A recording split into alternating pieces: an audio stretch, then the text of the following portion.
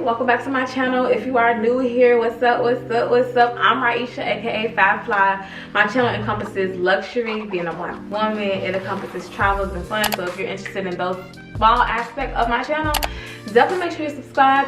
All my other subscribers who already been here, we gang. Thank you for coming back and tuning in. So today we're getting a little more intimate. We're talking about some serious topics. You know, I've been cute, I've been fun, I've been flirty, but I'm a real woman with real life experiences, and I've been through some shit. And not only have I been through some stuff, I want to tell y'all about my experiences, how I learned from these experiences, and how I dealt with these experiences, so y'all can at least be aware and y'all can be proactive and know how to navigate these experiences before you actually experience it, if that makes any sense. But before we get into this video, make sure you are subscribed. We are at 1,050 something. I'm trying to hit 2K before the end of January. Let's make this happen. I think it's possible. I think it's feasible. I think we can do it because y'all gang and we gang and we're here. So let's get into it. So today's topic, are y'all ready? Today's topic is about dissolving friendships. Raise your hand if you dissolved a friendship. Raise your hand if you don't know what dissolving friendships are. So basically, the word dissolve, you know, is to wither away, to let go. So basically, how to let go of a friendship without making it so argumentative and not making it so toxic, and not without making the breakup experience so hard and so harsh between both parties or whoever's involved. So basically, a little background about me. I'm a very personable person. I do have RBF. If you don't know what RBF is, it's resting bitch face. And so, and also being a darker woman, I feel like oftentimes when people meet me, they perceive me to be mean and aggressive. And for the longest time, I didn't care to make new friends. I wasn't really pressed to have other friends because I always had the same two friends. Like, I have hometown friends, I have friends that I grew up with, and that's like a different type of friendship. But like in regards to like my close friends I hang out with on a daily basis, when I was in college, I only had two close friends, honestly, like, and I was cool with that because we all came from the same city. We all had the same understanding, and that was good. However, I moved to Chicago on my own, and I had to basically fend for myself, and I had to develop new friendships.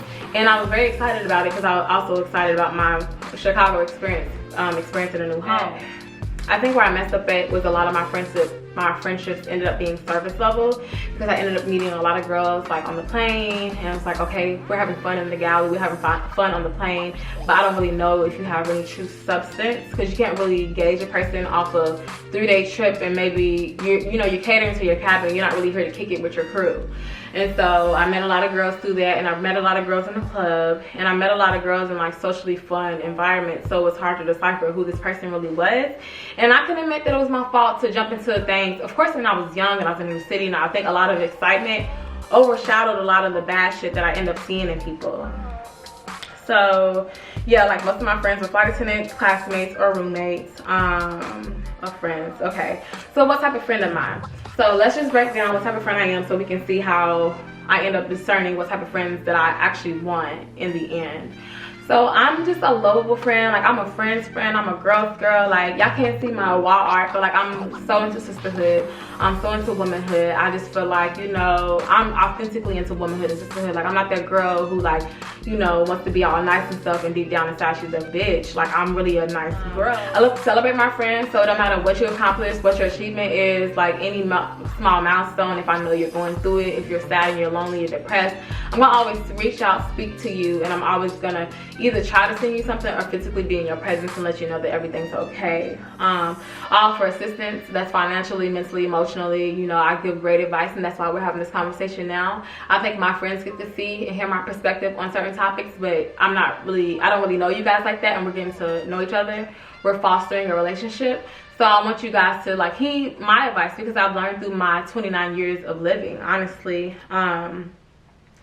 And yeah, I'm a tough love person when needed, but I'm a lovable person in general. But I will give you tough love if I told you 10 times that something's gonna happen to you if you do this thing that you're not supposed to do, and you do it anyways. I'm like, bro, like, didn't I tell you that? You know, I'm not physically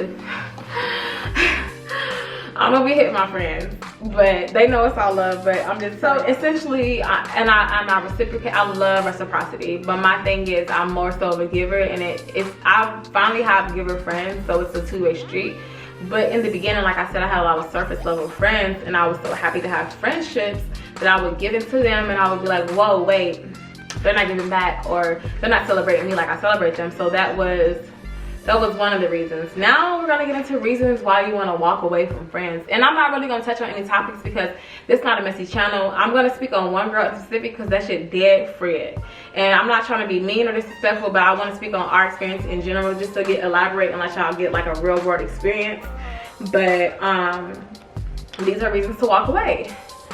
And I have names next to these things, but I'm not gonna say them. But in consideration, I cannot stand someone who does not take me into accountability if it affects both of us, period. Mean girl, disrespectful shit, I don't like it. I don't deal with it. I'm not a mean girl. I might look like you can't sit with me, and you might could, and you might can't, but it's like I'm not gonna have a persona, and I'm not gonna be mean. I'm not gonna be a bitch to anyone I initially meet if it's not warranted, and that's just period. I don't like self-centered, selfish, self-absorbed people. And if we're on a group outing or we're with friends and it's me and you and we have to make mutual decisions, you're making decisions by yourself and they always benefit you, and it's never me and I'm always in the shadows.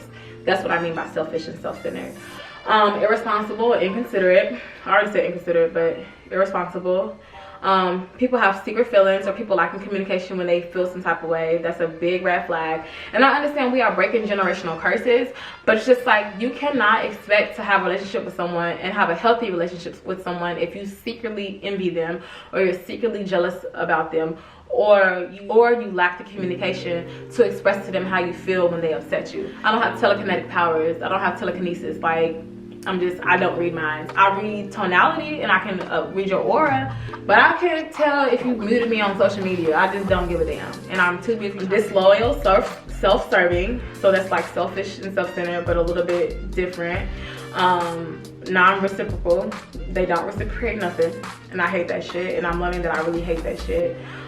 Intimidation and jealousy, and just weird energy. You know, you can follow somebody and then like you can try to rekindle things and you just feel like the tension and that energy that's around you, but you try to rekindle that shit because you feel like maybe it's not meant to be rekindled, or you feel like this person moving weird. That's what I'm talking about when I say weird energy. So how do you know when it's time to walk away? So some friendships are hard, some friendships are easy to walk away from. Friendships that are hard to walk away from have history, you know, a lot of shared moments, a lot of shared memories. A lot of people trauma bond. So like I said, some friendships hold history, they hold memories, they hold relationships based on trauma. And I trauma bonded, I can say I trauma bonded with my best friend, and I think that's why our relationship was so tough. Not only that, because we were also some solid ass kids at the time. We were relatable and we were like exploring the world together. We jumped off the porch. Well, I jumped off the porch with her. I don't know who the fuck she jumped off the porch with, but I'm saying this to say I trauma bonded with her, and that's not a good thing to do. Although it feels like, oh, it's nice, like, you know, I have someone who can relate to the shit I've been through. It's not really good to foster a relationship after that, because anytime there's trauma involved, there's probably mental blocks and mental things that are involved too that can weigh down on the relationship, especially when you're not acknowledging your mental health. So that's one thing. But so how do you know when it's time to walk away? You're uncomfortable condoning the behavior. You don't condone the behavior. You don't want to be associated with that person, whatever they do and how they move. The friendship produces more negativity than positivity. Like, I had a lot of great friends, just like, damn, we always outside, we always stand on the couches, and I got shit I want to do, I got shit I want to accomplish.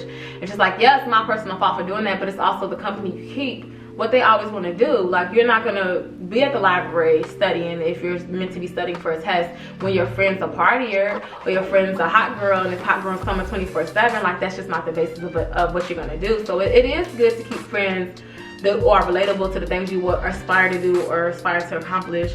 So that's when I say a friendship can produce more negativity. Or you can just find yourself in situations you shouldn't be in. Like, you can find yourself in legal trouble, in trouble with the cops, because this person is just like so willy-nilly and they lack responsibility for themselves that they can drag you down as well. You get fed up with the consistent unlike behavior. Your self-respect and self-worth won't allow you to feel comfortable around that said person. And like I said, weird energy, when you feel some type of way, you need to trust your intuition. When you feel those hairs prickly up on the back of your neck, or you feel like something in your stomach, or you just feel like there's a sign and God telling you like this is not who you need to be around, you need to trust that intuition and follow that. You let the other person know. Okay, so this is a sticky situation because people become attached.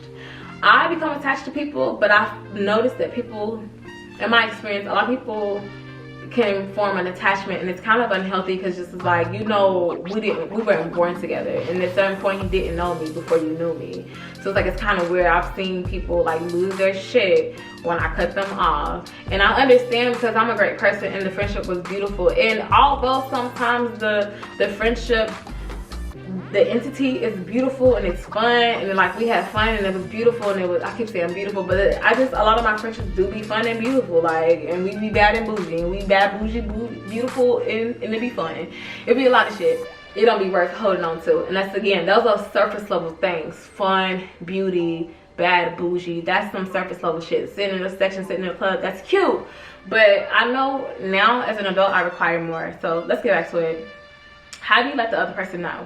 So you address the behavior, and if that person values the friendship, and then you can address it. It can be talked about. There can be actions taken to change that said behavior if you both come into a common understanding that, you know, the behavior is ruining the relationship, and you can reconcile. If not, you acknowledge the reasons for ending the friendship. You hold yourself accountable for what you did. You hold them accountable for what they did. You tell them what you did not like about said behavior. So you acknowledge what happened. You tell them what they did that you did not like. You speak on what you did and how you could have done better. And you basically end the friendship on some, you know, I held you accountable. I told you what I didn't like. You never changed your behavior, or I watched you do this numerous times. And I know you're not going to change your behavior, so I think it's best for me to just walk away. It's amicable, it's calm, it's cool, it's no yelling, it's not argumentative, you're not fighting, you're not moving furniture. Thank you guys for watching. This is a 2-part series on dissolving friendships. Thank you for tuning in to the first part. Second part will be posted later on this week. Make sure you're subscribed and like. See you later.